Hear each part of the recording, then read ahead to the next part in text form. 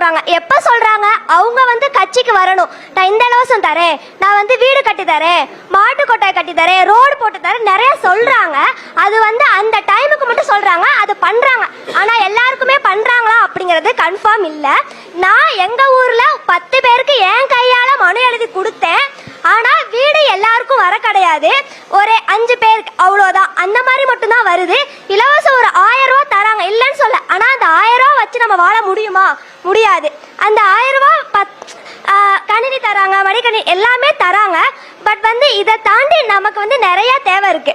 அந்த தேவையை வந்து அவங்க பூர்த்தி செய்யணும் அப்படின்னு நான் ஃபர்ஸ்ட் சொல்லிக்கிறேன்.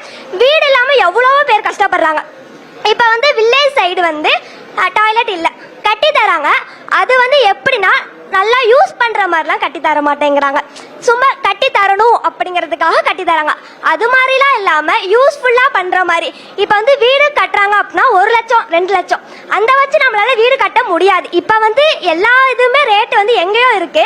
இந்த மாதிரி இவ்வளவு இருக்கிறப்ப இவங்க வந்து இலவசம் வந்து மக்களுக்காக செய்யற மாதிரி தர்ற, அவங்க ஆட்சிக்கு வரணுங்கிறதுக்காக நான் இந்த இலவசம் பண்றேன் அப்படிங்கிற மட்டும் தான் சொல்றாங்களே தவிர இவ்வளவு நாளா மக்களுக்கு வந்து எதுவும் பண்ணல. மாநாடு எலெக்ஷன் டைம்ல வந்து எல்லா சைடும் வந்து நான் அதை பண்றேன் இதை பண்றேன் நல்லா பேசுறாங்க. எலெக்ஷன் முடிஞ்சதுக்கு அப்புறம் யார் வரா? நம்ம வில்லேஜுக்கு யார் வரா? யாரும் வர்றது கிடையாது. அவங்களுக்கு வேணும், எனக்கு ஓட்டு வேணும் அப்படிங்கிறதுக்காக மட்டும்தான் வராங்களே தவிர மக்களுக்காக யாரும் யோசிக்க கிடையாது அப்படிங்கிறத நான் சொல்றேன்.